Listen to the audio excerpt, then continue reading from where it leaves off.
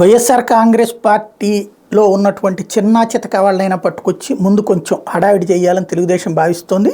ఎందుకంటే ఆళ్ల రామకృష్ణారెడ్డి లాంటి వాళ్ళు వస్తారంటే తను వెళ్ళిపోయి కాంగ్రెస్ అన్నారు, ఇక మిగతా వాళ్ళది కూడా చూస్తున్నారు.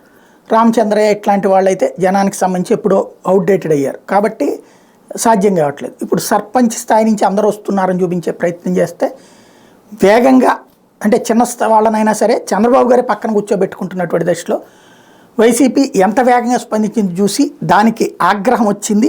ఈనాడికి ప్రజలు మమ్మల్ని సర్పంచ్లు గెలిపిస్తే పంచాయతీకి రావాల్సిన నిధులను సీఎం జగన్ వాడేసుకున్నారు, సమస్యలు పరిష్కరించాలని ప్రజలు అడుగుతుంటే అధికార పార్టీలో ఉంటూ డబ్బులు లేవని చెప్పడానికి సిగ్గేసి ముఖం జాటేసి తిరుగుతున్నాం, వైకాపా కండువా వేసుకున్నందుకు సిగ్గుపడుతున్నాను. అనకాపల్లి జిల్లా ముత్యాలమ్మపాలెం సర్పంచ్ సుజాత భర్త చింతకాయలు ముత్యాలు ప్రకటించారు. ప్రసంగం ముగిసిన కొద్దిసేపటికే ఆయన భార్య సుజాతను వైకాపా నుంచి సస్పెండ్ చేసినట్టుగా మొబైల్ నుంచి సందేశం వచ్చింది. దాంతో తామే వైకాపాకు రాజీనామా చేస్తున్నట్టు ప్రకటించి మెడలో ఉన్న కండువాన్ని పారేశారు. తర్వాత చంద్రబాబు ఆయనకు పసుపు కండువా కప్పి పార్టీలోకి చేర్చుకున్నారు.